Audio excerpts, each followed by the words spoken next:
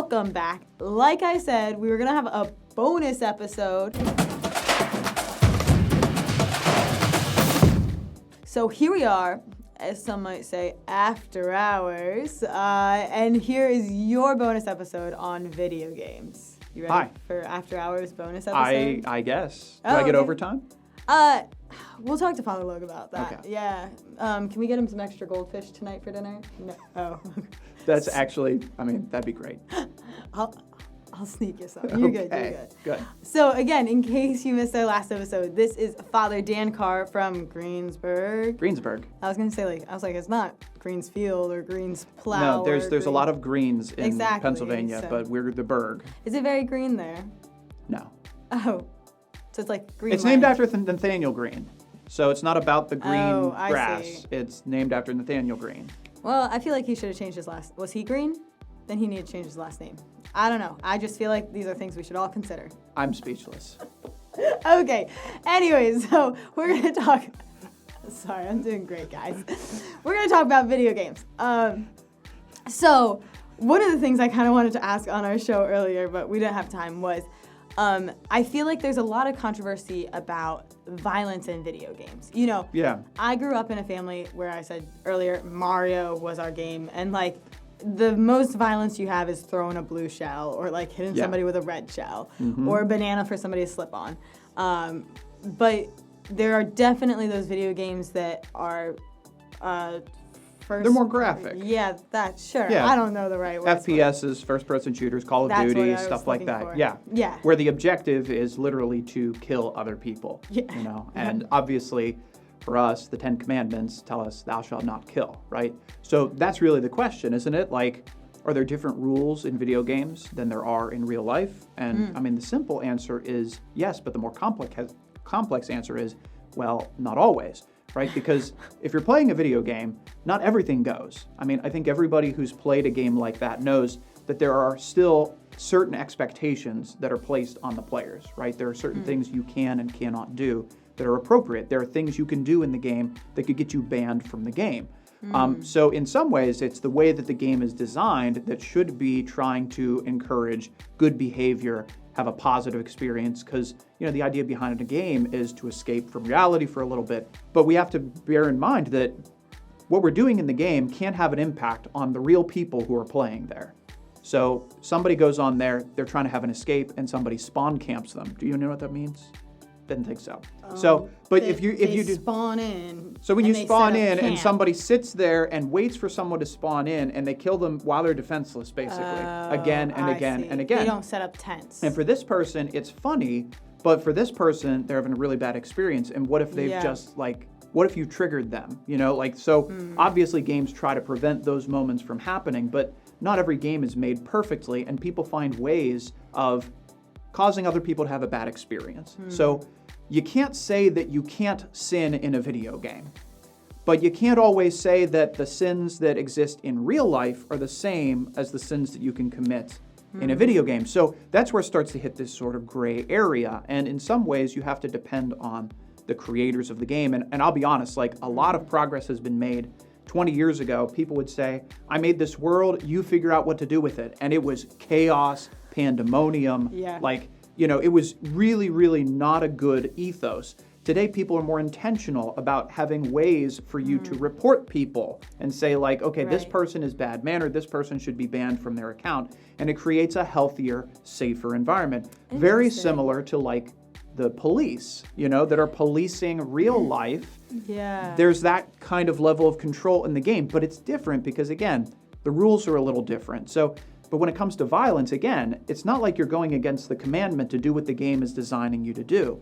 But you really have to ask yourself, if you're having fun playing Grand Theft Auto, is that tempting you to do those things in real life? Right. Maybe not, but maybe so. And I think you need to know yourself a little bit to know what's healthy, what's good and what's not good, what's appropriate here. Because, sometimes I'll read a book or watch a movie and you get to a point and you say, I'm not enjoying this. This is not good for me. And even if somebody says how good this is, and then you watch and you're like, no, that's just not appropriate. That's not helpful for me. I'll give you a simple example. I hate horror movies.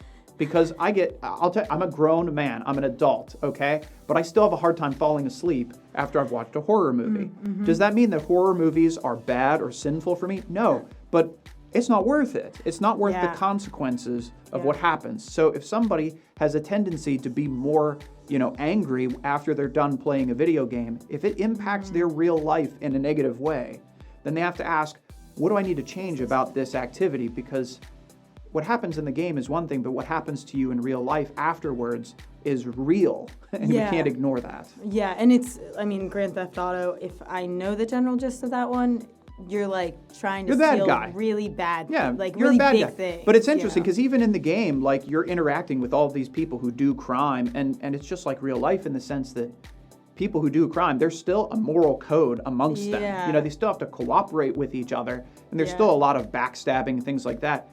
And I have to say, it does over-dramatize things. It makes things much more glamorous than they actually are in real life. So that's a danger too. Yeah. Like if you're playing Call of Duty and you expect this is what war is going to be like, you're sadly mistaken. Like it's a dramatization, much like a movie is not going to be exactly just like what it is in real life. That's good to know, because if you're put in an environment and you think, oh, this is what it's really going to be like, maybe not. And the repercussions in a video game are never the same as like in real life. No.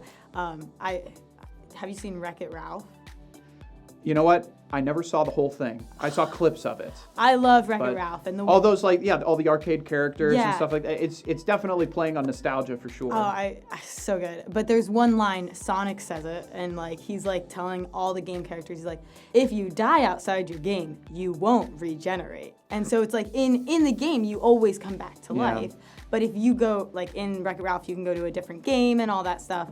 And if you die in that game, then you don't come back to life. And it's like, where like in these things like Grand Theft Auto or all these ones, like one, if you die, you come back to life with some consequences, but you come back to life.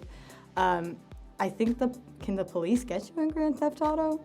Technically, but then again, you're busted, and then you don't actually go to jail. You respawn again. Yeah, exactly. No, so like all these things that it gets to that certain place, it's not, like now I have to do what would actually happen in real life, and like actually you don't have to actually live with the consequences. You just restart. That's that's the fun part of the video games is that you can do that, but making sure that you know where it is reality. Inside. Yeah, I think, one of the reasons that I play games is for the accomplishment, right? You achieve something like, can I do that?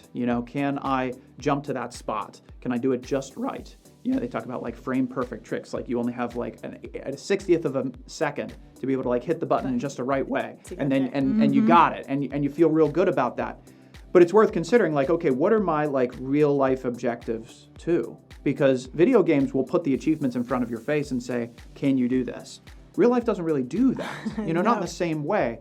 So what can happen is like, if you woke up in the morning and somebody put on the screen, like you get points for going to school, like there's more of an incentive to go. But life doesn't work that way. You're not getting the instant gratification, but you're still working toward what it is that you're trying to do. If your in-game accomplishments, if your virtual reality accomplishments aren't lined up with your real life accomplishments, then you have to ask that question. Like, if it's going to take me, 100 hours of gameplay to make this accomplishment, that's 100 hours that I could have been spending working on my real life goals. Yeah. That obviously I need to have some time in the game for the escape if you enjoy that. But let's not forget what really, really matters, because this is the reality that's been redeemed by Christ. Like, you can spend time in a virtual world, in a virtual reality that might seem very, very similar, might even seem more real to you in a certain way, because sometimes in real life you get to those days, you're just like, I don't feel like myself. I feel more comfortable in this game. And a lot of people can lose themselves in that reality and feel like this is more real than my actual life is, because they're happier there. But this is the reality that God made you to live in. This is the reality He sent His Son to redeem. And so anything you do in a virtual world has to be connected to that. And has to be subservient to that, has to be directed toward what I'm doing here in this life. That's what really matters. Because that has eternal consequences. Yes. Not just game over. That's true. I think that really points to how what's happening in the game does reach us. Like you mentioned like a movie or a book or something. Like I start watching a TV show and I always end up talking like one of the characters afterwards. Like I don't know, like not even like my favorite character, just like the one that I'm like, oh, how dare you do this? And I'm like, I would never speak that way or use these hand motions or something. Yeah. But like the character does, and it just like kind of comes towards me. So what? Yeah, we get immersed in it. Like we start living it. And honestly, we do that. Like we pretend, even children, they spend so much time pretending that there's something else. And the difference between a child and an adult is a child doesn't always know the difference between pretend and reality, whereas an adult does. Yeah. And so as we get older, we realize, okay, no, this is a game, this isn't real life. But it's interesting with virtual reality. Yeah. Right now, we still know the difference between real life and the virtual world because it's not enough. It's not real life enough to be able to get confused by that. But the question that many people are asking is what happens if you end up playing virtual reality and you don't know the difference between real life and the game? Yeah. And could that then cause you to start acting as though it's a game even though you're in real life, or vice versa, because there are different rules to abide by? That could be very confusing for people. So we've never gotten there yet. But if we do, there's going to be real questions that need to be asked, like what's right, what's wrong? How do you make sure that you're not like confusing virtual reality with actual real life? Well, and it's interesting because a lot of, I feel like you see the movies, like Ready Player One, is about that virtual reality. Right. And that virtual reality seems to make more sense and mean more to the players than their real life does. Yeah. Do you think we'll ever get to that point where like everybody is immersed in virtual reality, and like in Ready Player One, school was in the virtual reality, Yeah, I think technology could get there, but the question is, like, what are the steps to get there, and will people have thought sufficiently about it to be able to say, okay, we don't want this to happen. Right. Like, this is a danger. Right. It's just like when I was growing up, we didn't have smartphones, and then you get older and you have a smartphone, and they never talked about screen time because it wasn't a concern, and now it is. And so we're starting to learn, like, what's healthy, what's not, what's good, what's not, what are the boundaries that need to be set between me and technology. That's something that I struggled with in parts of my life, where, like, I would play too much video games. I remember when I was in college, I never got to the point where I would skip class to play games, but I had friends who did, especially World of Warcraft. That was like the big World of Warcraft era. People just, they played that game so much, and they would skip class, they dropped out of school. Like, all these things were happening to some people that I even knew, who, because they felt that this was more important to them than real life was, because it was pulling them in, it was drawing them in, it was giving them reasons to keep playing. And so people learned from that there's got to be some way to break you out of that. There has to be healthy boundaries, and games since then, I think, have done a good job of putting limits on how much time you're spending in there. But for myself, I just had to make sure that I remembered, like, what my real life goals were and say, okay, no, school is the most important thing. And if I don't do that, all of this other stuff's going to fall apart. Like, I can't afford to play the game if I don't have a job, if I don't go to school, like all of those kinds of things. But it's hard because in those moments, you really get sucked in and nothing else seems to matter. Yeah. But so, we have to find ways to make sure that there's a healthy boundary. And I can tell you that even today, like when I was a new priest, I had to keep all the video games out of my house because I live alone. And when you're living with somebody else, there's accountability. Somebody's going to say, hey, it's time to eat. Hey, it's time to stop playing. But when you're living by yourself, you might get stuck there for hours and hours and hours, and the time goes by and you realize you've missed meetings, like you didn't do what you were supposed to do, and then you can destroy your life. So I realized I need to get rid of all the games in my house for a year. And that set the stage for me to be able to say, okay, now this is what it means to be a priest. This is what it means to be in parish life. Yeah. And then I was able, now I have a Switch at home, now I have my laptop that I play games on, and it's healthy. But I had to set a boundary and expectation for myself. And I had to go, like, hard on that. But that's what I had to do. Maybe not everybody has to do that. Right. But for me, that's what I had to do. And you have to admit and humble yourself enough to admit, I am not strong enough to say no to this. So I have to make these decisions so that I can. And that's what I did, and it was successful. And I thank God for the grace to be able to have them healthy in my life now, that it can be a part of my life. But for a while, it couldn't be.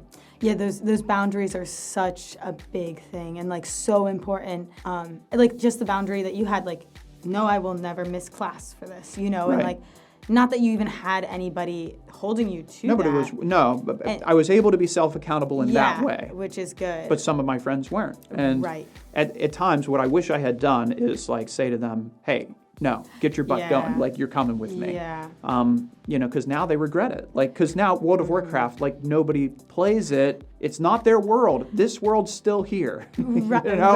And so the decisions they made were bad ones, and you live with your bad decisions and you move forward. And you learn from them. And that's kind of what I learned from some of my decisions, and that's why I'm a priest, you know. Okay, so to kind of end our time here, I'm kind of thinking about, like, what can we practically take away from this, especially if we have video gamers out there. And I think remembering that video gamers aren't just, like, Call of Duty, Grand Theft Auto, Mario Kart, you know, like, it's also, I think, like, on your phone.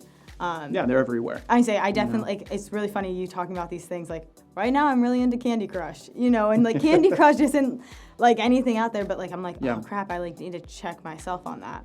Right. So practically speaking, what are some ways I can set boundaries for myself, and what are some things I should be aware of in my video games, of playing it, not playing it, how to go about that? Yeah, I think I'll give kind of 3 practical pointers. One of them would be simply know yourself and recognize and admit whether or not something is actually good or not good for you. You know, there are games that I played when I was younger that I look back and I say, I wish I hadn't played that, because now it's put these thoughts into my head, and that's not good. You know, games have an impact on your well-being, just like any movie you watch, just like any people you hang out with. And if you do that for long enough, it's going to shape who you are. So realize that even though it's a pastime, it does have a real way of shaping who you become over time. So you want to be vigilant on that. That's the word. And just be careful.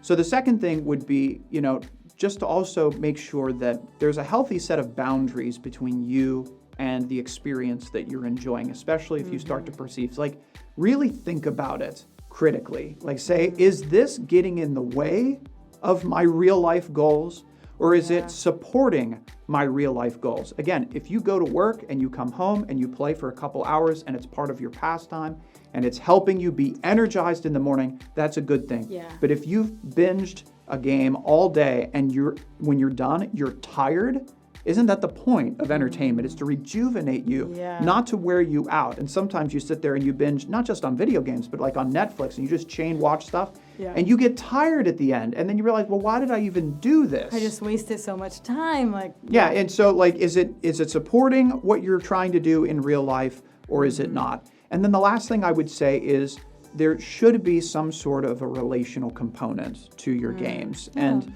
you know, normally in our games, even whether we're seeking achievement or escape, it's helpful to do it with other people. And the most enjoyable games, I think, are ones that you share with other people. Obviously, if you're playing a single-player game and you're really, like, trying to focus on something, it's better not to close the door and just, like, shut yourself out to the world for hours on end. You know, make sure that it's a little more holistic.